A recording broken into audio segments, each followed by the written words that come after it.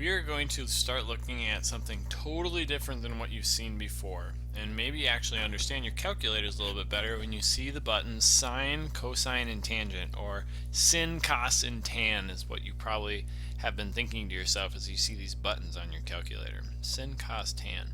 What these are is trig ratios, which is a fancy way of saying how to figure out the angles on a triangle when you know the sides. If you think about a triangle like this here, Pythagorean theorem would let you take this side squared plus this side squared equals this side squared. So we've known that for some time, and if we only had two of these, let's say we only had these two, we could figure out that that last one that we didn't know was 30. Or if we had these two, figure out this one's 34, so forth. But what we have never had is a way to figure out what the angles are.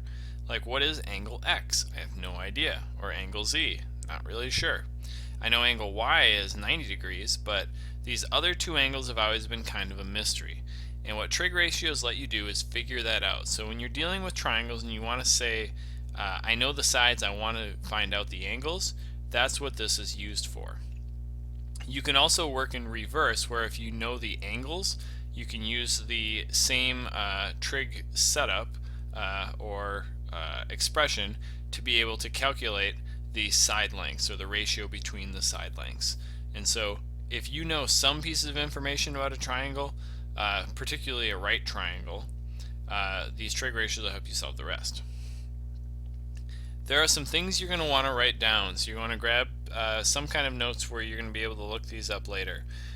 The three most common trig ratios are sine, written like this as sin, cos, cosine, so the sine, the cosine. Let's leave some space between these. I know you can't do that on your paper, but leave some space between these. And the tangent, tan, sin, cos, tan, sine, cosine, tangent. And what we're always going to be doing is taking the sine, the cosine, and the tangent of an angle. Now the angle that you take it of, you could call it x. One thing you'll see it commonly written as is theta. Theta looks like a zero with a line across the middle. It's a Greek letter. For some reason they decided that most things get x for defining them, but angles are going to be defined with the Greek letter theta. Thank whoever did that. And it's actually set up as an equation. It's sine of the angle, cosine of the angle, tangent of the angle is equal to something over something. And we are going to have three different things for this: adjacent, opposite, and hypotenuse. And I'll explain what they mean in a little bit. But sine is opposite over hypotenuse. So opposite over hypotenuse. And they're all going to be written as fractions. So be prepared for that. Hypotenuse. The next one, cosine, is adjacent over hypotenuse. Adjacent over hypotenuse.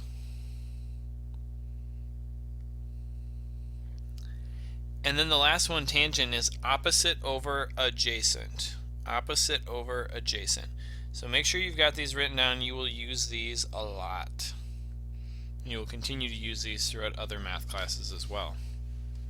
So opposite, adjacent, hypotenuse. For the most part, hypotenuse is pretty familiar. It's the longest side of a right triangle. So if we think of our hypotenuse, it's going to be this one right here. The other two, adjacent and opposite, actually depend on which angle you're talking about.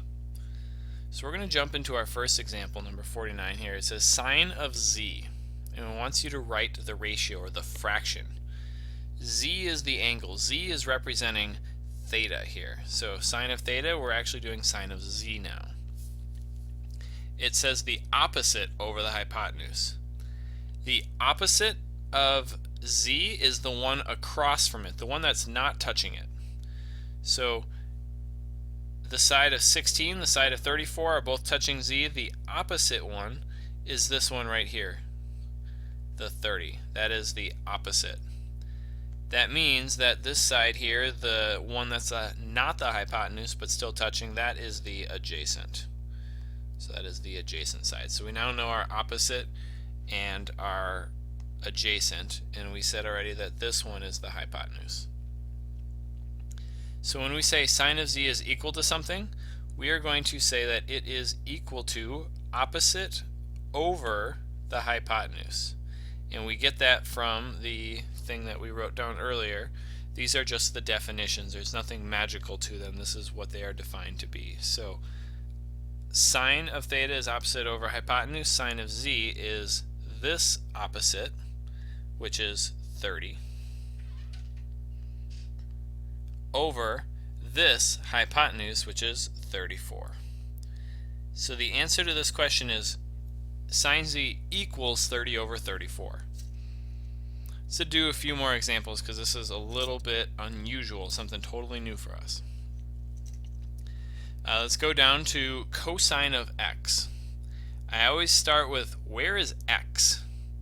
Well, x is going to be right here. So from the perspective of x, I need to know adjacent, opposite, hypotenuse. I really only need two of them, but let's define them all for practice. So that longest side across from the right angle is my hypotenuse. Every single time. The opposite and adjacent depend on what I'm looking for. Since I'm starting with angle x, the opposite is the one that's not touching the angle, 36. That is my opposite. If I'm sitting opposite you, I'm across from you. Then I have adjacent here. Adjacent. That is 15. That is the one that is next to x but not the hypotenuse. Cosine, if we look up here to our definitions, it says adjacent over hypotenuse. Adjacent over hypotenuse. So I'm going to use my adjacent, which is 15, and write it over my hypotenuse, the blue thing, 39. So that's going to be my answer to that one. And then let's do one that is a tangent. And I'm going to pick this example here because everything's written in a little bit different spot. We're getting used to them all being in the same spot. Again, let's define our opposite, adjacent, and hypotenuse. Hypotenuse is always the long one, and even if you don't need the hypotenuse in a particular example, it's useful to define it so you don't accidentally mix it up with something else. The angle we need is angle x, that one right there. And so opposite that one is the one that's not touching. Across from opposite is this 35, opposite. Meaning that adjacent is the one next to here, the 12, adjacent. So tan x equals opposite over adjacent. That's what tangent is defined to be, opposite over adjacent.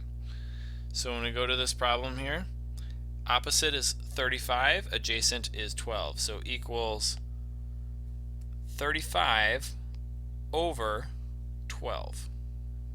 And there's our fraction. So again, the opposite and adjacent can move on the page. You'll notice here it was on top, here it was on bottom, it could be on left, right, whatever. It moves depending on where the angle is. If the angle moves, opposite's always still across. Good luck with these.